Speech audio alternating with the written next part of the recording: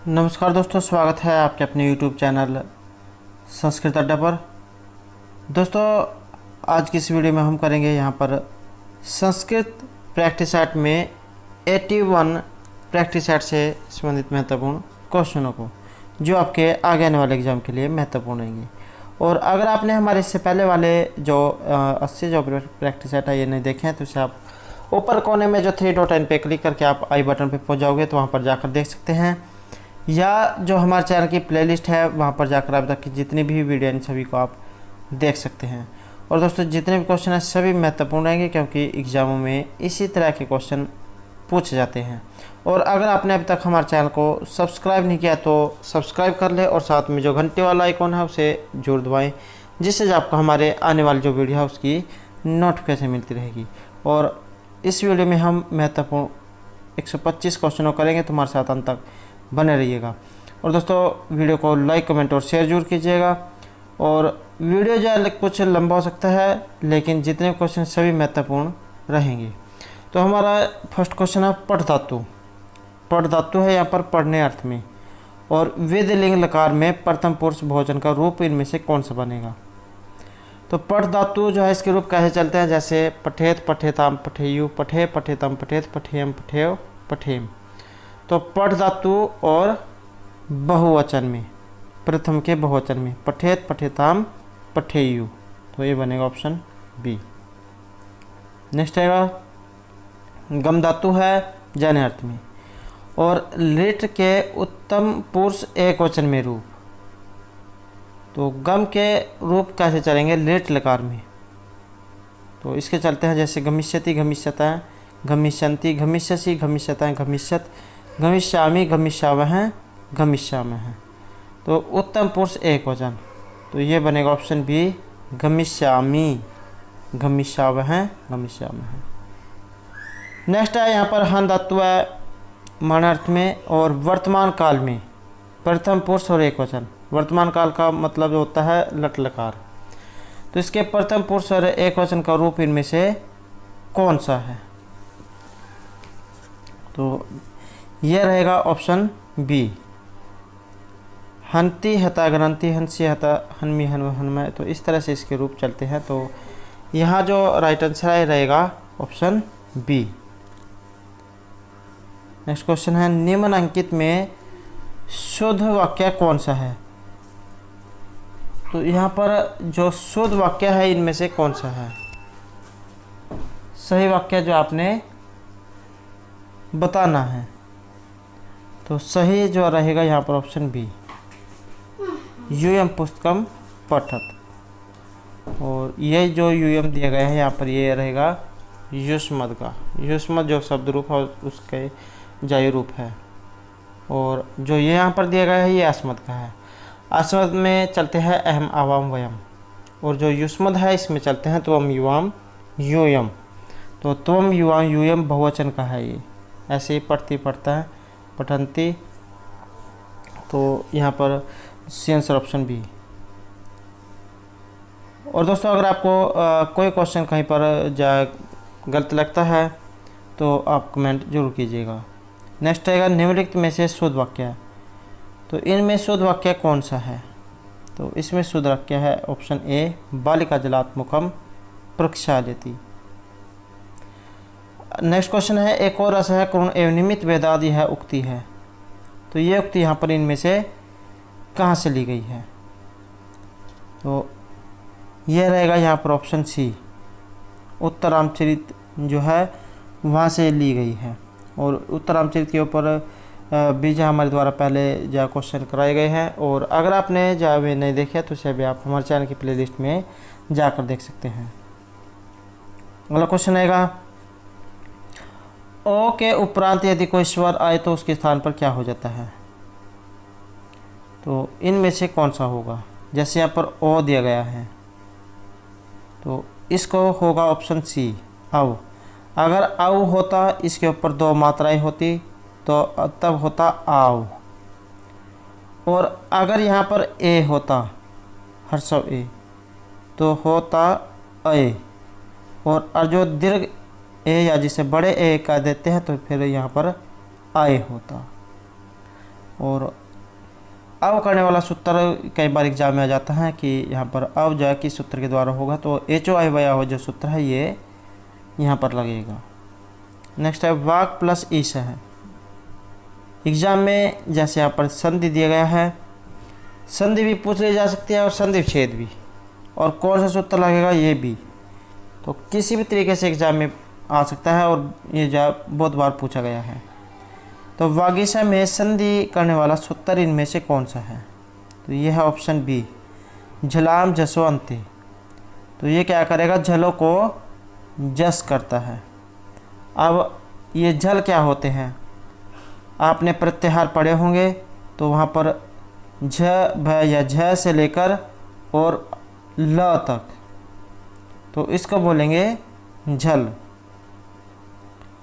Next है महाराज में समास। ये जो महाराजा है जो दिया गया है इसमें समास कौन सा है, तो इसमें रहेगा ऑप्शन सी कर्मधारय समास। समास के ऊपर भी जो हमारे द्वारा पहले बहुत सी वीडियो बनाई गई हैं, बहुत से उनमें क्वेश्चन उदाहरण कराए गए हैं, तो आप उनको ज़रूर देखिएगा क्योंकि उसमें महत्वपूर्ण जो क्वेश्चन जो कराए गए हैं। नेक्स्ट है पीताम्बर हैं, इसमें कौन सा समास है, पीताम्बरम निश्चय है, लोकी वगैरह ही रहेगा इसका, तो इसमें है ऑप्शन बी बहुब्रीहि समास। बहुब्रीहि समास कहाँ पर होता है, जहाँ पर न तो पहला ना दूसरा अन्य पद जहाँ पर प्रदान होगा वहाँ होगा बहुब्रीहि समास। द्वंद्व में दोनों पद प्रदान होते हैं, च और अर्थ के द्वारा जोड़ा जाता है। इसमें उत्तर और इसमें पूर्व पद संख्यावाची।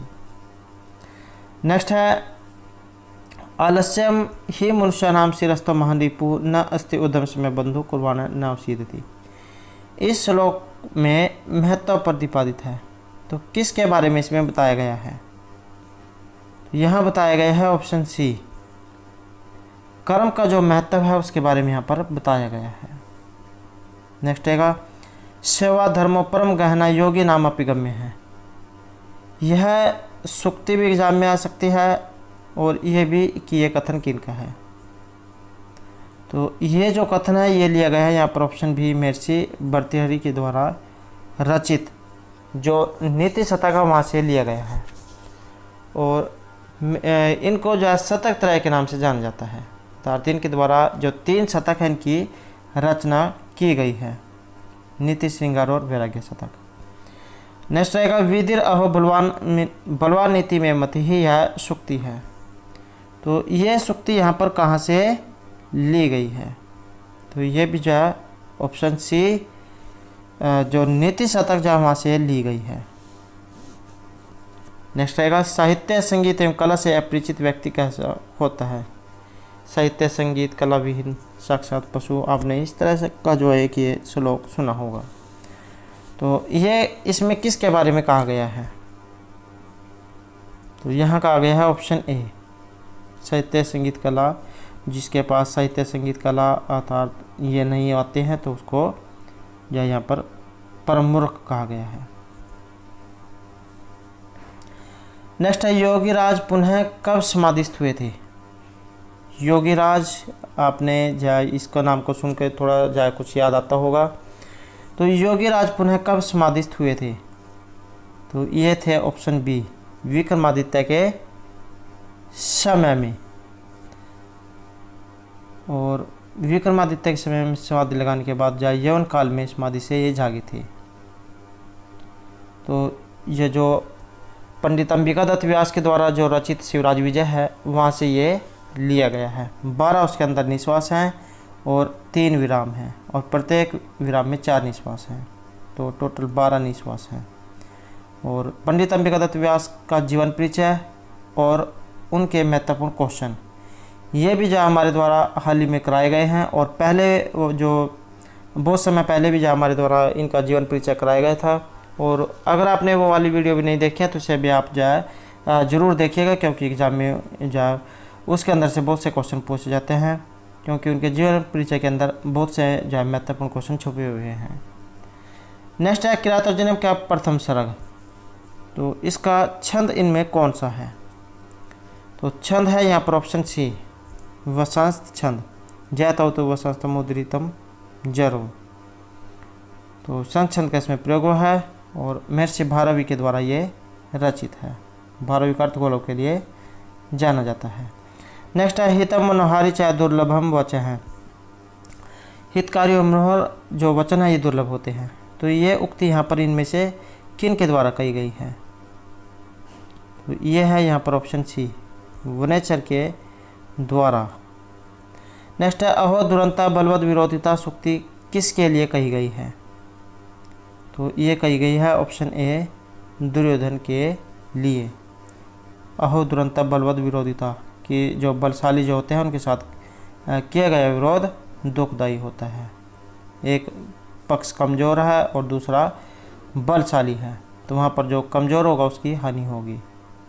नेक्स्ट है पराभव अपि उत्सव ए मानी नाम। महत्वपूर्ण सूक्ति है, एग्जाम में सूक्ति जाती है। यह सूक्ति यहाँ पर कहाँ से ली गई है? तो ये जो किरातर्जुनीयम जो ग्रंथ है बृहत्तरी के अंतर्गत आता है, तो वहाँ से ये ली गई है। नेक्स्ट है समेन सिद्धि मुनियो न भूवृत है कथन इनमें से किन का है? तो ये कथन यहाँ पर इनमें किन का है? ये है ऑप्शन बी, द्रौपदी का, अर्थात द्रौपदी की ये उक्ति है। नेक्स्ट है बलिम याचते वसुधाम में किस सूत्र से कर्म संज्ञा हुई है? अर्थात यहाँ पर कर्म संज्ञा करने वाला जो सूत्र है कौन सा है? और ये जो उदाहरण है वेरी इंपॉर्टेंट उदाहरण है। लगभग जो दूसरी जो विभक्ति है द्वितीय विभक्ति, उसके अंदर जो 16 जो धातुएं बताई गई हैं उनमें से एक या दो जरूर उदाहरण आता है। संस्कृत का कोई सा भी उदाहरण हो, कोई सा भी जो कॉम्पिटिटिव एग्ज़ाम हो, उनमें से एक उदाहरण जरूर आएगा ही आएगा, चाहे कोई सा भी एग्ज़ाम हो। तो ये जो द्वितीय विभक्ति में जो 16 जो धातुएं बताई गई है वो धातुएं दो याच पाच वाली, तो उनको जो आपने जरूर याद कर लेना है। तो यहाँ पर बलिम याचते वसुधाम, तो यहाँ पर जो है ये एकत्रितम जो सूत्र है ये लगेगा, कर्म संज्ञा करने वाला सूत्र इन पर यहाँ ये होगा। याच धातु जो यहाँ पर आई है। नेक्स्ट है उपगंगम में कौन सा समास है? तो उपगंगम में समास इसमें रहेगा ऑप्शन बी, अविभाव समास, गंगाया समीपम उपगंगम। अविभाव की पहचान क्या है कि शुरू में जो अव्यय दिया गया होगा, जैसे यहाँ पर उपजय दिया गया है। नेक्स्ट है कष्ट आपन्न है समास का विग्रह। तो इस समास का विग्रह इनमें से क्या है? तो यह है ऑप्शन बी, कष्टापन्न है, कष्टेन आपन्न है। नेक्स्ट है वाक्युद्धम समास का विग्रह। तो इसका जो यहाँ पर विग्रह है ये कौन सा होगा? तो ये रहेगा ऑप्शन बी, वाचा युद्धम वाक्युद्धम। तृतीय जो तत्पुरुष समास है उसका इसमें प्रयोग किया गया है। नेक्स्ट है पितृ शब्द का सप्तमी एकवचन में रूप। पितृ अर्थात पिता, सप्तमी विभक्ति और एकवचन में इसका रूप कौन सा बनेगा? तो इसका होगा यहाँ पर ऑप्शन सी, पितृ। पिता पितरों पितर हैं, इस तरह से इसके रूप बनते हैं। नेक्स्ट है गौतमी इनमें से कौन थी? तो ये थी यहाँ पर ऑप्शन बी, महर्षि जो कन्नव जो है उनकी वृद्ध तापसी, आश्रम की एक वृद्ध तापसी जो है थी, जो उनकी देखरेख करती थी।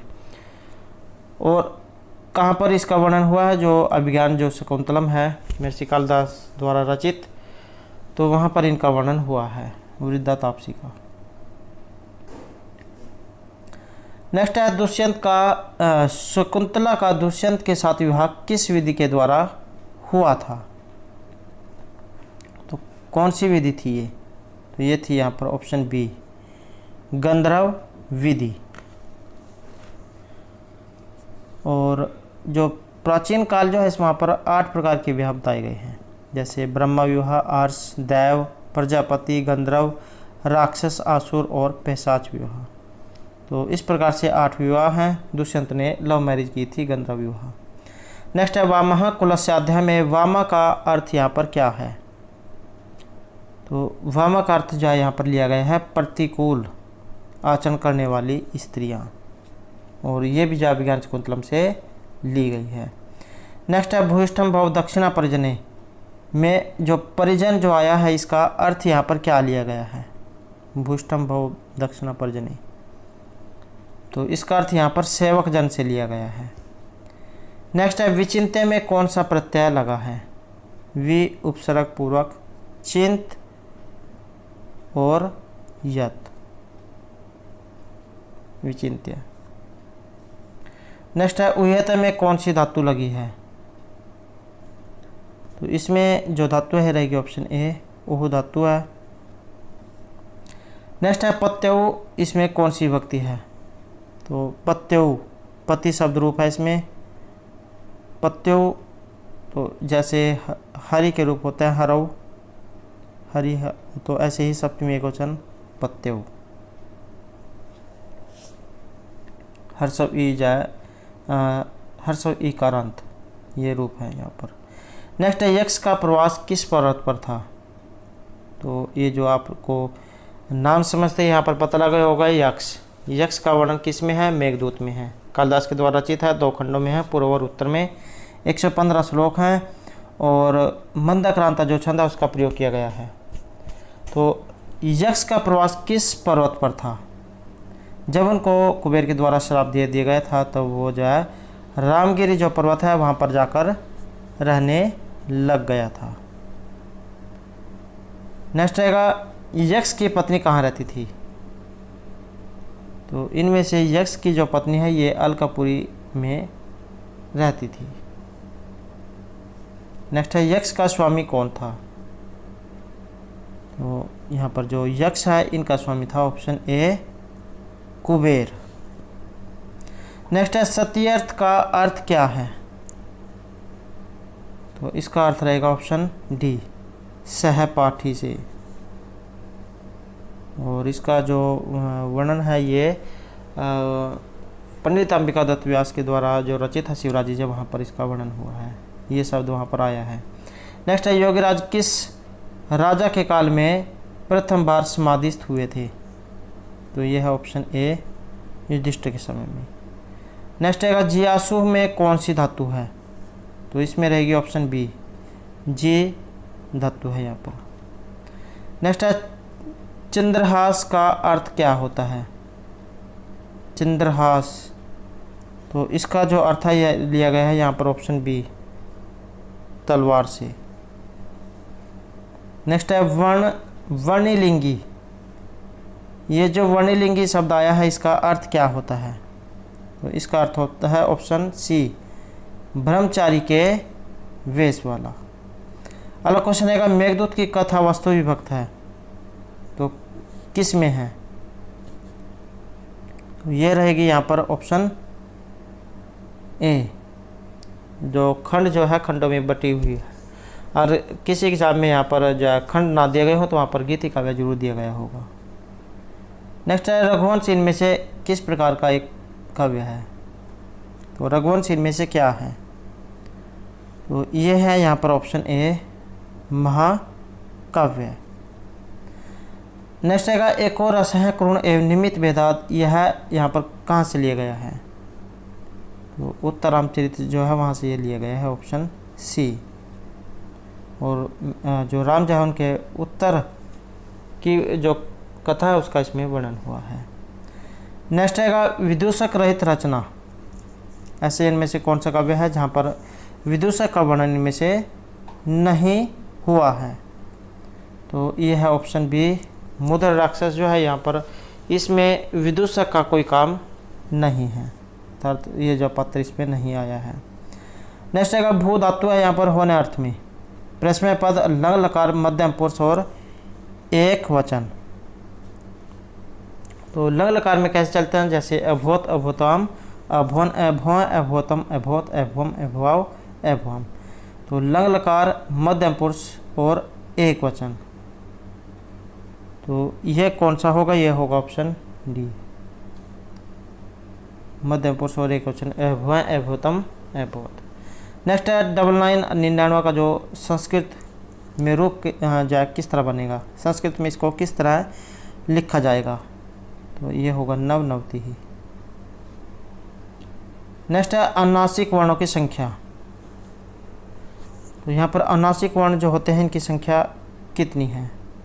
इनकी संख्या होती है ऑप्शन सी 5। आपने यम गणनम सुना होगा, तो ये 5 होते हैं। नेक्स्ट है नारिकेल फल है सम्मितम वचन है किस कवि के बारे में कहा गया है? अर्थात नारियल के फल के समान वचन इनमें से किन के हैं, किस आचार्य के हैं? तो ये है ऑप्शन डी महर्षि भारवी के, और अर्थ गौरव के लिए उनको जाना जाता है। नेक्स्ट क्वेश्चन है किरातोर्जुनी में कितने सरग हैं? तो यहाँ पर सरग इसमें कितने हैं? तो इसमें है ऑप्शन बी 18 सरग, वीरस इसमें रहेगा। अगला क्वेश्चन है कादम्बरी में वर्णित सुख पूर्वजन्म में कौन था? तो सुख पूर्वजन्म में कौन था? तो ये थे ऑप्शन बी वैशंपायन। सबसे पहले पुंडरीक, उसके बाद वैशंपायन, उसके बाद सुख। नेक्स्ट आएगा चौरभ्यम, इसमें समास कौन सा है? चौरभ्यम चौराभ्यम, तो यहाँ रहेगा ऑप्शन सी पंचमी तत्पुरुष समास। चौरभ्यम चौराभ्यम चौरगसी जय पुरुषु, तो इस तरह से इसके जय लौकिक अलौकिक वगैरह बनते हैं, तो ऑप्शन सी। नेक्स्ट आएगा तथेति, इसका संधि विच्छेद। तो तथेति को जब हम अलग अलग करेंगे तो इसमें कौन सा रूप बनेगा? तो इसमें बनेगा ऑप्शन सी तथा प्लस इति, अ और ई में ए गुण हो जाता है। पहचान इसके ऊपर एक मात्राएं दी गई होंगी, जैसे यहाँ पर है तथेति में। करेगा कौन सा सूत्र? आद गुण है, इससे गुण होगा। अगला क्वेश्चन है निम्नलिखित में से कौन सा कथन असत्य है? तो यहाँ पर एक कथन असत्य है, तो ये कौन सा है? ये रहेगा ऑप्शन डी कि मालविकाग्निमित्रम नाटक में 7 अंक हैं। इसमें 7 नहीं, जो 5 इसमें अंक हैं। नेक्स्ट है महाभारत को कहा जाता है, तो महाभारत को क्या कहा जाता है? तो इसे कहा जाएगा ऑप्शन ए जय संहिता। सबसे पहले जय, फिर भारत, फिर महाभारत, तो जय संहिता इसको कहा जाता है। नेक्स्ट आएगा संस्कृत में 10,000 को किस तरह से लिखा जाएगा? तो ये होगा ऑप्शन डी आयुतम 10,000। नेक्स्ट है कालिदास के आश्रयदाता राजा इनमें से कौन थे? तो ये थे ऑप्शन ए चंद्रगुप्त विक्रमादित्य। अगला क्वेश्चन है रिक्ता सर्वभवती ही लघु पूर्णता गौरवाई प्रस्तुत सूक्ति किस ग्रंथ से ली गई है? ये महत्वपूर्ण सूक्ति है, तो ये कहाँ से ली गई है? ये ली गई है ऑप्शन बी मेघदूतम मेघदूत से। नेक्स्ट है उत्तरामचरित के तीसरा अंक में कुल कितने श्लोक है? ये जो तीसरा जो अंक है वेरी वेरी इंपॉर्टेंट है, यहाँ से एग्जाम में जरूर पूछा जाएगा, चाहे इसमें से कुछ भी जा पूछ लिया जाए। अब तीसरे अंक में यहाँ पर श्लोक पूछ लिया गया है कि इसमें श्लोक कितने हैं? तो इसमें रहेंगे ऑप्शन सी 48 श्लोक। तीसरा अंक छाया अंक, छाया अंक के नाम से इसे जाना जाता है। नेक्स्ट आएगा बृहत कथा के लेखक, तो यहाँ पर बृहत कथा के लेखक इनमें से कौन है? तो ये है ऑप्शन सी गुणाढ्य की बृहत कथा, और अंबिका दत्त व्यास जैन के द्वारा शिवराज विजय। नेक्स्ट है सहसा विदित न क्रिया में कहें परमापदम पदम। इस तरह से आपने सूक्ति सुनी होगी, क्योंकि एग्जाम में सूक्ति आती है। तो किस कवि का प्रिय ये श्लोक है? तो किरातोर्जुनीयम से ये लिया गया है। अब किरातोर्जुनीयम यहाँ पर किन के द्वारा रचित है? तो ये रहेगा ऑप्शन सी महर्षि भारवी के द्वारा। कि हमें अचानक ही कोई कार्य नहीं करना चाहिए, कार्य करने से पहले उसके बारे में जांच परख जरूर कर लेनी चाहिए, नहीं तो जाए आपको हानि उठानी पड़ेगी। नेक्स्ट आएगा निम्नलिखित में से कौन सा युगम सही नहीं है? तो एक सही नहीं है, ये रहेगा ऑप्शन डी कि राज तरंगिणी यहाँ पर क्षेमेंद्र की रचना नहीं है। मृच्छकटिक शूद्रकीय भट्टनारायण मुद्राक्षक विशाखादत्त कल्हण की जो है राज तरंगिणी है। नेक्स्ट है किरातोर्जुनीयम में जो किरात शब्द आया है ये किसका बोधक है? तो ये है ऑप्शन सी किरात का अर्थ जो है यहाँ पर भगवान शंकर से लिया गया है। नायक इसमें अर्जुन है। अगला क्वेश्चन है किरातोर्जुन के प्रत्येक सर्ग के अंतिम पाद का पद इनमें से किसको संबोधित है? तो ये है ऑप्शन ए यहाँ पर लक्ष्मी को। नेक्स्ट है कविशु कालिदास श्रेष्ठ हैं, तो इसमें विभक्ति कौन सी लगी है? तो इसमें रहेगी ऑप्शन सी। तो यहाँ पर सप्तमी जो विभक्ति है ये बताई गई है। एक सूत्र है यत् च निर्धारणम। एग्जाम में सूत्र जरूर पूछ लिया जाता है कि सूत्र कौन सा लगेगा, तो यत् च निर्धारणम जो सूत्र है वो इसमें लगेगा। नेक्स्ट है शकुंतला के साथ दुष्यंत के राज दरबार तक इनमें से कौन कौन गए थे? तो ये थे यहाँ पर ऑप्शन बी। इनमें से जो गौतमी जो है ये राज दरबार तक गई थी। नेक्स्ट है सह युक्त अप्रधानी सूत्र, जहाँ पर सह जो लगा होगा ये आप देख लेना। तो सह के योग में किस विभक्ति का प्रयोग होता है? सह, साकम, सार्धम। तो कर्ण कारक तृतीय विभक्ति का प्रयोग इसके साथ किया जाता है। जहाँ पर सह, साकम, सार्धम इनमें से कोई शब्द दिए गए हो तो वहाँ पर तृतीय विभक्ति का प्रयोग किया जाएगा। नेक्स्ट है सूर्य अस्तम गते गोपः गृहम् अगच्छन्। तो इसमें सूर्य में विभक्ति कौन सी है? तो सूर्य में रहेगी ऑप्शन सी सप्तमी विभक्ति। नेक्स्ट है बालक शब्द के चतुर्थी एकवचन का रूप। बालक शब्द है, बालक शब्द जो है ये अकरांत है। बालक अ तो अकरांत, अगर पीछे आ की मात्रा हो तो आकारांत, हर शब्द ई हो तो ईकारांत, दीर्घ ई हो तो दीर्घ ईकारांत। अब यहाँ पर बालक जो है ये राम की तरह इसके रूप चलेंगे। तो जैसे रामाय ऐसे ही बालकाय, बालकाय, बालकाभ्याम, बालकेभ्यः। नेक्स्ट है अस्मत् शब्द सप्तमी एकवचन का रूप। अस्मत् शब्द के रूप चलते हैं अहम, अवाम, वयम, मम, अवाम, अस्मान। तो इस तरह से इसके रूप बनते हैं। अब सप्तमी एकवचन में रूप कौन सा होगा? तो मई, अव्यूह, अस्मासु, ये होगा ऑप्शन बी। नेक्स्ट है 13 जो संस्कृत में किस तरह से लिखा जाएगा? तो इसके लिए होगा ऑप्शन सी त्रयोदश। नेक्स्ट है मेघदूतम में किस छंद का प्रयोग हुआ है? दो जो इसमें खंड है, अब कौन से छंद का इसमें प्रयोग हुआ है? तो इसमें रहेगा ऑप्शन बी मंदाक्रांता। जल्द सड़गम्य हो न दूतात गुरुचेत। तो मंदाक्रांता जो छंद है उसका इसमें प्रयोग हुआ है। नेक्स्ट है मेघदूतम में मैं को किस नदी से जल ग्रहण करने की सलाह दी गई है? तो यह है ऑप्शन बी नर्मदा नदी से।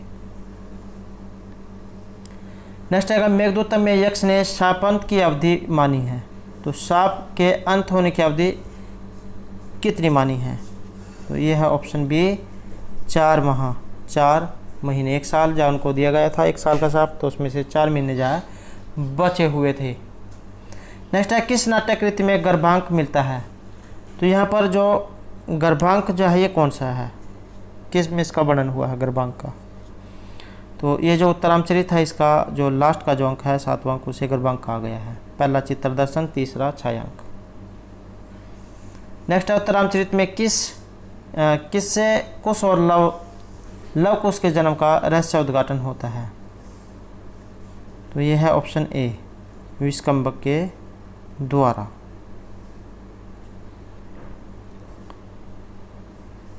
नेक्स्ट है अर्थ गौरव के लिए इनमें से किन्हें जाना जाता है? तो महर्षि भारवी को जो अर्थ गौरव के लिए जाना जाता है। नेक्स्ट है महर्षि बाणभट्ट ने कादम्बरी में किस रीति का प्रयोग किया है?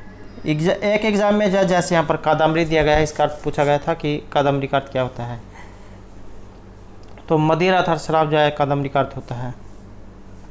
महर्षि बाणभट्ट के द्वारा ये रचित है। कौन सी रीति का इसमें प्रयोग हुआ है? तो इसमें रहेगा ऑप्शन सी पंचाली रीति का प्रयोग हुआ है। नेक्स्ट है रुचिर स्वरवर्ण पदा स्वभावनी जगत मनहरणी कथन किस कवि की रचना के लिए कहा गया है? तो यह है ऑप्शन सी महर्षि बाणभट्ट की। नेक्स्ट है विलासवती इनमें से किन की पत्नी थी? विलासवती किसकी पत्नी थी? तो यह है यहाँ पर ऑप्शन बी तारापीठ की। नेक्स्ट है चंद्रपीठ का विवाह किससे होता है? कादम्बरी से सारे लिए गए हैं। अब चंद्रपीठ का विवाह किससे होता है? तो इसका होगा ऑप्शन सी। तो चंद्रपीठ का जो विवाह ये कादम्बरी से होता है। नेक्स्ट है अभिज्ञान शकुंतला में किस रीति का प्रयोग हुआ है? कालिदास के द्वारा रचित है। और चतुर्थ जो अंक है इसमें महत्वपूर्ण माना गया है, उसके अंदर 4 श्लोक।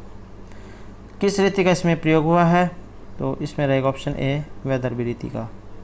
नेक्स्ट है का अन्याहोत्वा दग्धुम प्रभवती, ये कहाँ से ली गई है? तो इसका जो संबंध है रहेगा ऑप्शन बी। एक तो ये अनसुया के द्वारा है। अब एग्जाम में भी आ सकता है कि अनसुया का वर्णन जो अनसुया पात्र किस में है? तो अभिज्ञान शाकुंतलम में। शकुंतला की जो सखी है उसका नाम है अनसुया। नेक्स्ट है अति स्नेह पाप संकी। अति स्नेह पाप संकी यह सूक्ति किस ग्रंथ से ली गई है? तो ये रहेगा यहाँ पर ऑप्शन सी अभिज्ञान शाकुंतलम से। नेक्स्ट है अभिज्ञान शाकुंतलम का जो चौथा अंक है इसमें विस्कंभक है, तो कहाँ पर है? तो ये रहेगा ऑप्शन इसमें बी में, अंक के प्रारंभ में। नेक्स्ट है किरात अर्जुनियम महाकाव्य में सरग। किरात और अर्जुनियम, किरात यहाँ पर शिव और अर्जुन। महाकाव्य में सरग कितने हैं? तो इसमें रहेंगे ऑप्शन बी 18 सरग। नेक्स्ट है ये जो राजा दुष्यंत जो है इनके वंश का नाम, तो ये किस वंश से थे? तो ये थे ऑप्शन बी पुरु वंश से। नेक्स्ट है उत्तरामचरित के तृतीय अंक का नाम। तो यहाँ पर जो तीसरा अंक है इसका नाम क्या है? इसका नाम है ऑप्शन बी तीसरा अंक छाया अंक। नेक्स्ट है तमसा और मुरला इनमें से कौन है? तो ये है ऑप्शन डी नदी देवता। वर्णन कहाँ पर हुआ है? उत्तरामचरित में। नेक्स्ट है त्वम जीवितम त्वम मस्य दित्य हृदयम। तो इस तरह से आपने ये सूक्ति जो आज सुनी होगी, इसका अर्थ यहाँ पर क्या लिया गया है? कि तुम मेरा जीवन हो, कि तुम जीवन हो, ये यहाँ पर इसका अर्थ लिया गया है। नेक्स्ट है हरि रम्य है में किस वर्ण का लोप हुआ है? तो इसमें रहेगा ऑप्शन सी विसर्गों का लोप। नेक्स्ट है यक्ष ने मेघ को किस माह के प्रथम दिवस में देखा था? मेघदूत से लिया गया है। तो यक्ष ने मेघ को किस मास के प्रथम दिवस में देखा था? तो ये था आषाढ़ मास के प्रथम दिन। आपने एक जगह सुना होगा आषाढ़ मासस्य प्रथम दिवसे, तो आषाढ़ मास जो है था। नेक्स्ट है विदिशा नगरी में कौन सी नदी थी? तो यहाँ पर है ऑप्शन डी वेत्रवती नदी, इसका यहाँ पर प्रयोग हुआ है, ये नदी आई है। अगला क्वेश्चन है कृतांत का अर्थ यहाँ पर क्या लिया गया है? तो ये रहेगा ऑप्शन बी जिसने अंत कर दिया है।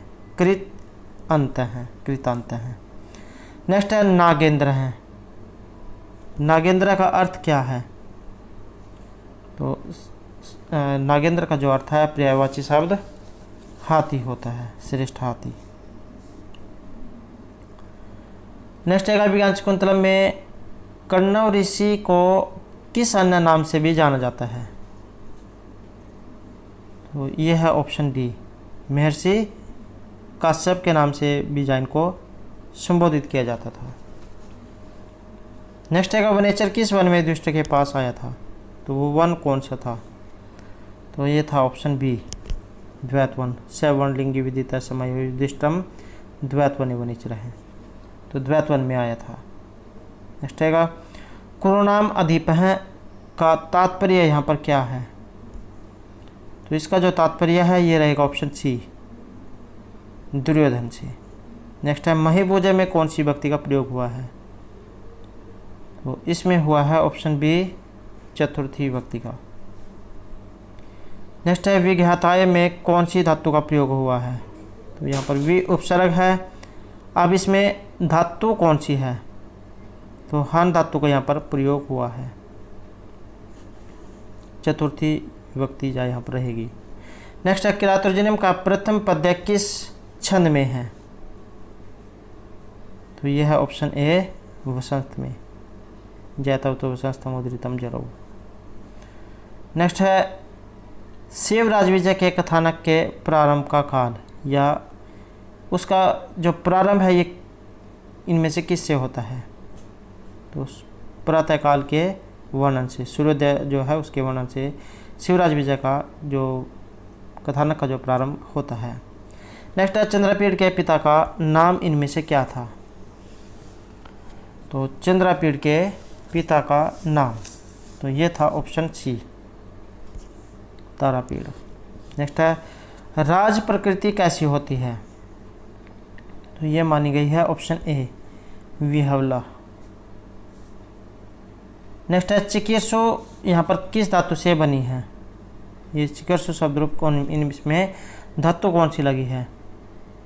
तो डोक्रियाँ जो धातु है करने अर्थ में ये इसमें लगी है। नेक्स्ट है वाच किस लकार का है? तो ये है ऑप्शन बी, लिट लकार का ये रहेगा।